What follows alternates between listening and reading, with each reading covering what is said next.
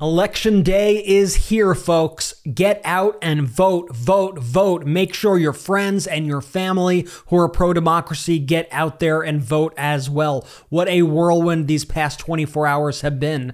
Donald Trump and his campaign completely malfunctioned yesterday in the single most disastrous final day of a campaign that we have ever seen. Trump was speaking in front of very empty venues. We're getting reports that Trump's own staff is miserable. There's apparently tons of infighting. Trump was even attacking his own campaign manager during a rally. Meanwhile, Vice President Kamala Harris held multiple star-studded events throughout the country with massive and enthusiastic crowds, culminating with a final rally in front of 50,000 people in front of the Philadelphia Museum of Art, alongside the famous steps from the Rocky movie. Both campaigns have now delivered their final messages. Now the fate of our country rests in the hands of the American people. My name is Brett Meiselas with the MeidasTouch Network. Remember to hit subscribe and help us get to 3.5 million subscribers. Here are the headlines from Drudge Report. Last days of the Don, shock poll. It's 2020 all over again. Harris +4, and they're referencing the Marist poll in that headline. Here are some of the smaller headlines on the Drudge Report. Sad MAGA faces in final hours. Arena half empty. Once enthusiastic crowds dwindle. He baffles with incomprehensible ramble. Suffering memory lapse. Butchering speeches. Video. Cheney fights back after death threat. Vance calls Kamala trash. Record 73,302,480 have already voted. Those are not the kinds of headlines that you want the day before Election Day, and that's what Drudge was running last night. And let's dig into the current data that we have. According to Target Early, which is a company run by Tom Bonnier, who I think you all know, he's been on the show numerous times, it is now official. Democrats head into Election Day in a stronger position in the battleground early vote than 2020. More Democratic post-Dobbs overperformance. Republicans' big campaign to make gains in the early vote has failed, and their electoral vote memos are just pure BS, says Simon Rosenberg. Tom Bonnier said the following: "This is pretty wild. The GOP acknowledged that their failure to contest the early vote in 2020 was a massive liability. They invested heavily in it this time around, yet as it draws to a close, they are now running behind 2020 margins for the first time." Here's a headline from The Independent, quote, "He's realizing that he could lose. Harris's people are confident. The Trump campaign is panicking. The mood could not be more different among the staffers accompanying the two presidential candidates." And this was a particularly striking part of that article, quote, "One Republican operative who has worked with the ex-president's campaign in the past said it's clear that Trump is, quote, decompensating in response to the late Harris surge. Quote, he is realizing that he could lose the election, go to prison, and maybe die there,"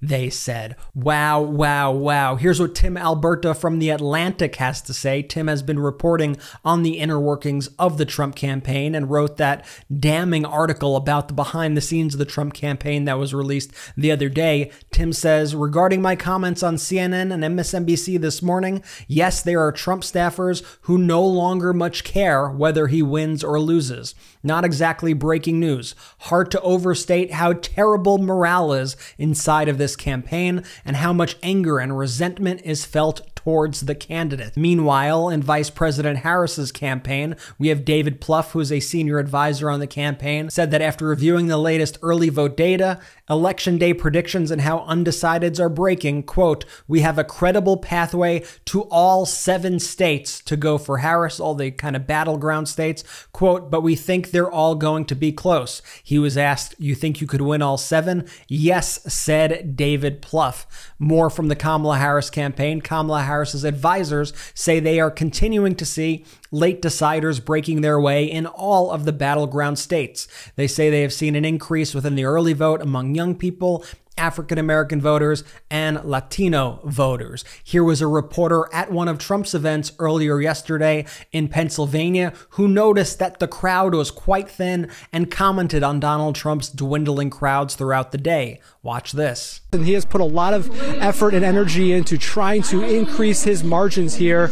I will say the turnout today so far for this event is quite thin. There is a lot of empty seats left in this arena, and Donald Trump is now supposed to speak in the next hour here. So I'm not saying that's a sign about what we can expect in Pennsylvania by any stretch or in this county, but Donald Trump has built his brand around his ability to turn out large crowds. And so far in the stops today in North Carolina and here in Reading, it is noticeably thin here. And here was a piece written in yesterday's New York Times. Headline: Trump's crowds are dwindling as his campaign winds down. The former president likes to talk about the attendance at his rallies, but empty seats and early exits have grown more common. Despite the fact that Donald Trump was speaking to very empty arenas throughout the day, of course, he always projects onto his opponents his greatest fears. So he was saying that Vice President Harris, who was speaking in Philadelphia, was only speaking in front of about 100 people. Watch this. You know, but Kamala has a little rally going on.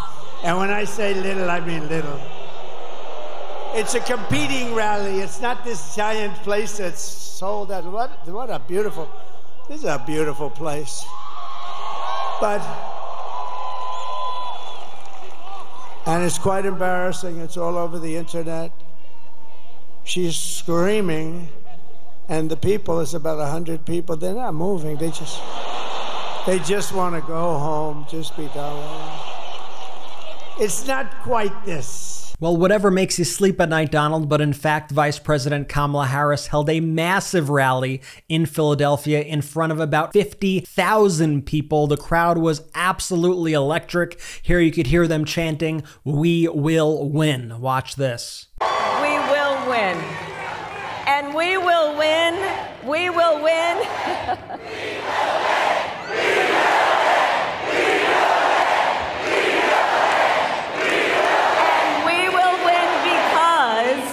And we will win because when you know what you stand for, you know what to fight for. At her speech in Philadelphia, Vice President Harris pledged to always put country above party and be a president for all Americans. Watch this. So, America, I am asking for your vote. And here is my pledge to you. As president, I pledge to seek common ground and common sense solutions to the challenges you face. I am not looking to score political points. I am looking to make progress. And I pledge to listen to those who will be impacted by the decisions I make. I pledge to listen to experts. I pledge to listen to people who disagree with me. Because, you see, I don't believe that people who disagree with me are the enemy. I'll give them a seat at the table. That's what real leaders do. That's what strong leaders do. And I pledge to always put country above party and self, and to be a president for all Americans. And now let's compare that to Donald Trump's final rally of the campaign. He was in Grand Rapids, Michigan. He showed up more than an hour late, and the rally did not even begin until around 12:30 in the morning on Election Day. Just very bizarre. And while the crowd was waiting for him, they made them watch clips of Donald Trump from WrestleMania when he was in what they called the Battle of the Billionaires from the WWE. Just very, very bizarre stuff. The crowd seemed incredibly confused by it. And then when Donald Trump did take the stage, he continued to win over women by calling Nancy Pelosi, I'll just let you watch it. She's a crooked person. She's a bad person. Evil. She's an evil, sick, crazy bitch. Oh, no. It starts with a B, but I won't say it. I want to say it. Really good closing message to women there, Donald. And by the way, J.D. Vance, Donald Trump's running mate, was no better. Earlier in the day, he called Vice President Kamala Harris trash. But in 2 days, we are going to take out the trash in Washington, D.C., and the trash's name is Kamala Harris. So J.D. Vance's time on the campaign started with the childless cat lady's remark going viral and ended with him calling the Vice President of the United States trash. Real classy stuff, just a nasty campaign from start to finish. Trump at an earlier rally was droning on and on about the Mueller report for some reason. He was in the act. They spied on my campaign. It's now proven. Spied on my campaign. The Russia thing with Mueller. You saw Mueller's performance in Congress, right? He didn't know anything. We were totally exonerated. This was his closing message in the final day of the campaign. I can't stress that enough. And Trump yesterday was also feuding with his own campaign manager, Susie Wiles. I guess he was upset because Susie Wiles has been trying to get him to stop being very creepy towards women. And he realized kind of mid-sentence that he was being very creepy towards women again. And he lashed out at Susie Wiles while he was on stage. Watch this. Of course, she was from Italy, beautiful young lady, which I'm not allowed to say. You can't say beautiful, so I'll take beautiful. But she was a beautiful young... In politics, you're not allowed to call a woman beautiful anymore. It's the end of your career. So please delete the word beautiful. Thank you very much. Well, 60 Minutes deleted the whole damn answer. What? So I'm allowed to do that, aren't I, Susan Wiles? Trump yesterday also suggested that Mike Tyson fight Kamala Harris in a boxing ring. Mike's been through a lot, but he could fight. Let me tell you, that guy could fight. But can you imagine Mike? Oh, he says, put Mike in the ring with Kamala. That would be interesting. And just listen to how low energy he was in North Carolina yesterday. Watch. So I just give you a little bit of a thing. And by the way, the press will say, oh, he rambled. No, that's not rambling. You know what that is? That was genius. That's the weave. No, see, I wove, frankly, the rest of it I don't really even have to talk about. But that was the ultimate weave. And Trump wasn't the only one having issues yesterday. Donald Trump's surrogate, Elon Musk, had to cancel his teletown hall because he was experiencing technical issues. Watch this. James, are you there?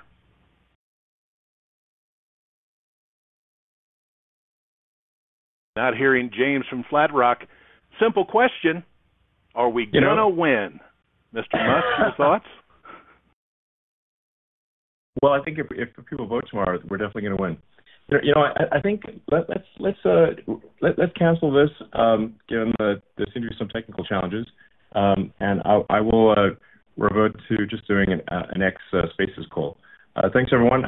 If you want to just do some Q&A, just join X Spaces. Thanks, everyone. Bye. Now let's go back to Vice President Harris's incredible event in Philadelphia, where Josh Shapiro brought down the House with an incredible speech. It was here in Philly, just down the street, that we declared our independence from a king. And hear me on this, we are not going back to a king in this country. No, we're not. A decade later, after signing the Constitution, Ben Franklin was met outside Independence Hall on the cobblestone street. He was greeted by a woman who asked him, "What have we got? A monarchy or a republic?" Franklin looked her in the eye and said, "A republic if you can keep it." Those 5 words, if you can keep it, that has been our charge for centuries, and it has guided every chapter in our American story. To keep it, to perfect our union. And throughout our American story, it's been ordinary Americans rising up, demanding more, seeking justice, and making progress. Now that progress has been made on the battlefield, at lunch counters, in marches, and at the ballot box. So tomorrow, when you use your pen to vote, and hear me on this, y'all better stay inside those circles when you vote. Don't go outside the lines. I want you to use that pen to vote for Kamala Harris. And I want you to use that pen to help write this next chapter in our American story. A chapter where we declare that no matter what you look like, where you come from, who you love or who you pray to, you'll have real opportunity here in America. And Vice President Harris had like multiple events throughout the country at the same time in every single swing state. Governor Tim Walz was in Milwaukee. Here's what he had to say. Look, I did it for too many years to pass up the chance on this one. We're in the last 2 minutes of this game. This thing's tied, but we got the damn ball. We got the ball.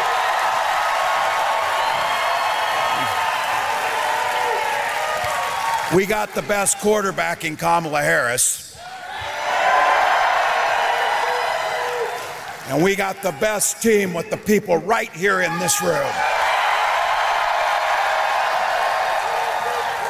There's gonna be a time, folks, as we get that last yard done, as we get this thing over. But here's the thing, I'll tell you what an opportunity in our time to be living in this moment, to be able to influence not just 4 years, but 40 years, to make a difference in people's lives, to improve their lives. And there's gonna come a time for all of you, I know if you're young, you're not thinking it, but it will come. You're gonna be sitting in that rocking chair on your porch, and you're gonna be rocking away. And a little one's gonna come up. They just came from school where they're learning the history of the 2024 presidential election in the United States. And they're gonna wonder, what did you do during that election when you protected the American experiment, when the rule of law held, when the Constitution was the law of the land, when dictators and division and darkness were thrown out, and unity and hopeful and a new way forward were in?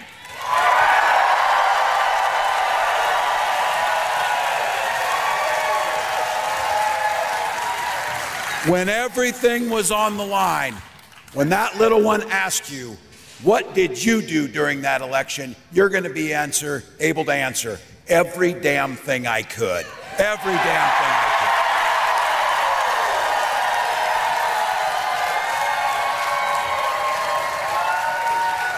could. 24 hours, Milwaukee, to a better future. 24 hours to President Harris. 24 hours to make a difference. So I know this state knows a little something about winning. So here's my ask of you. Wisconsin, win this thing for America. Let's go. Let's go. And yesterday, Vice President Harris was also putting in the work on the ground. She was door knocking in Reading, Pennsylvania. This one's a little hard to hear, but it's awesome to watch. Check this out.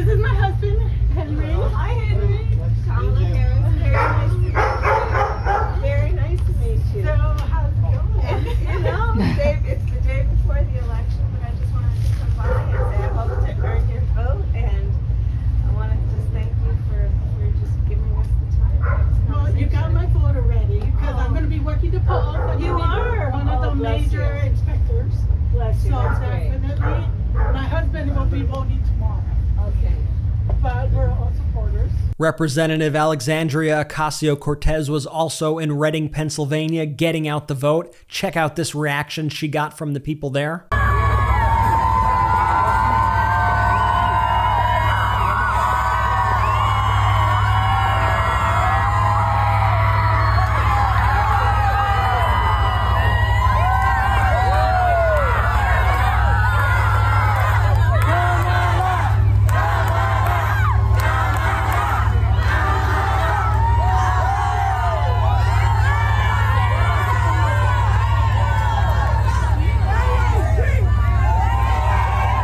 And one of my favorite speeches from Vice President Harris's event on Monday came from Fat Joe, where he delivered this message to the Latino community. Watch. I got to explain to you.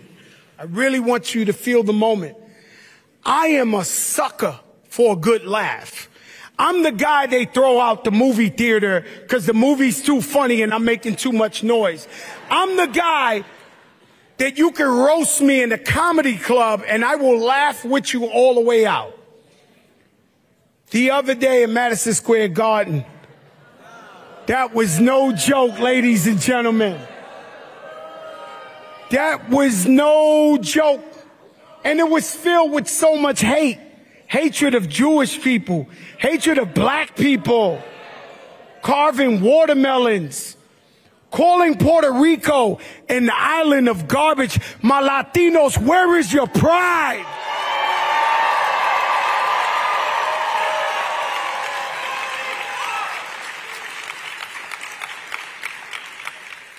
I don't know why, but if I'm speaking to some undecided Puerto Ricans, especially in Pennsylvania,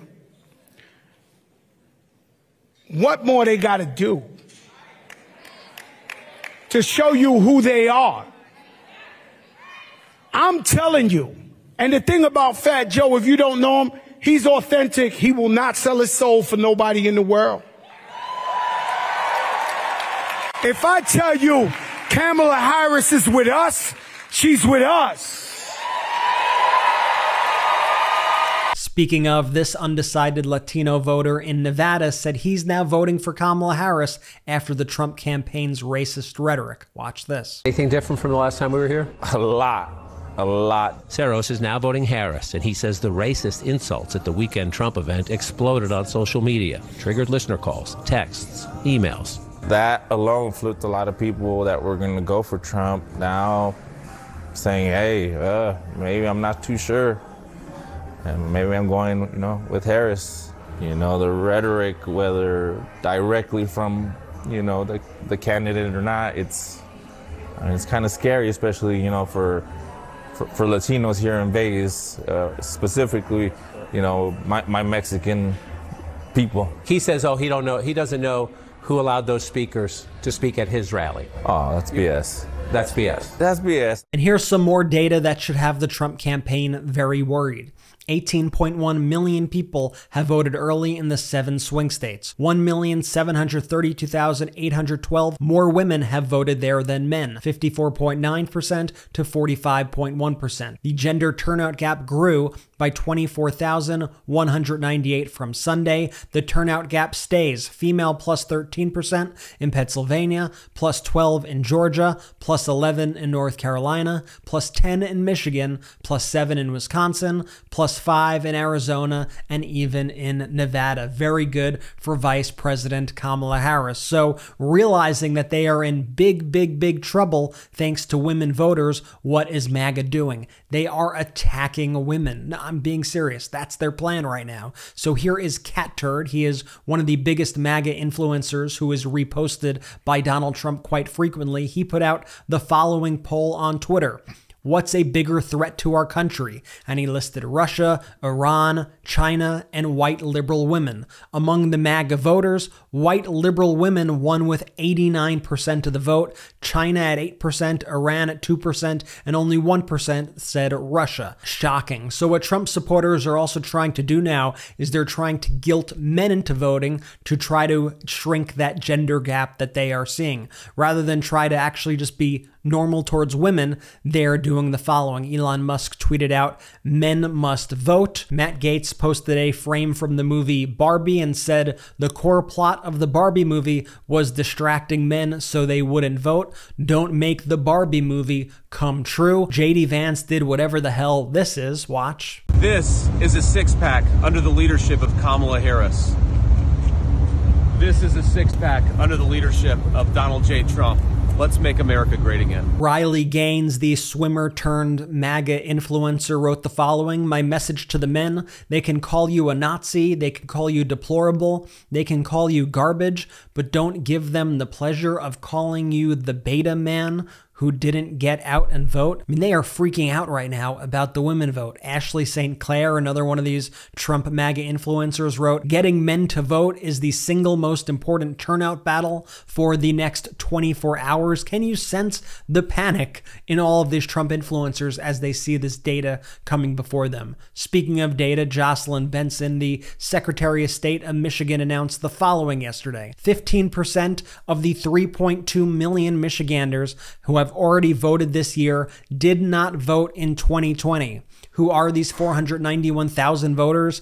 55% women, 45% men. We're once again seeing that gender gap. 136,000 are 18 to 21 years old who are ineligible to vote in 2020. 73,000 are 22 to 30 years old. 106,000 are over 60 years old. And this is also indicative that this is going to be a very high turnout election. Here's the poll that Drudge was referencing earlier from Marist. This was the final Marist poll showing Vice President Kamala Harris up 4% nationally, 51% to Donald Trump's 47%. And when you dive into the crosstabs of the poll, you could see more information, like the fact that the vice president cut into Trump's lead with men and has also drawn even with Trump on the economy. And when you look at polls across the country, this one stands out in particular. This is a Dartmouth College poll of New Hampshire showing Vice President Harris with a commanding lead, 62% to Trump's 34%. You heard that right, a 28-point lead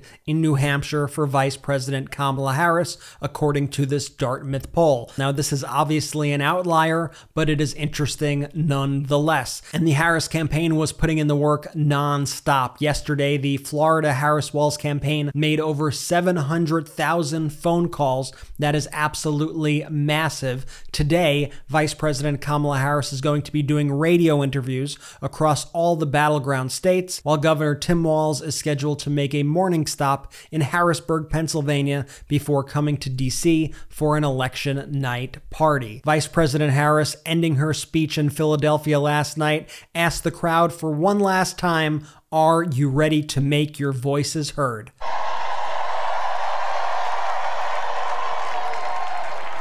So tonight I ask you one last time, are you ready to make your voices heard? Do we believe in freedom? Do we believe in opportunity? Do we believe in the promise of America? And are we ready to fight for it?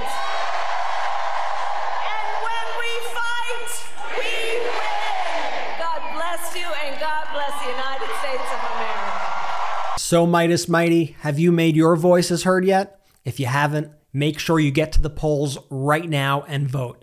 If you have, I want to hear your voting story. Share with me in the comments how it went. Share with me if you're a Republican, if you're a Democrat, if you're an independent, whatever it is. I want to hear all about your experience. Also, make sure that your friends and your family members are getting out to the polls. I don't care what state you live in. Every single vote is so important. Let's make a statement. Let's save our democracy together. I know that this community has the power to make a difference. So let's make that difference today. Thank you so much for watching. Remember to hit subscribe. Help us get to 3.5 million subscribers. Thank you again.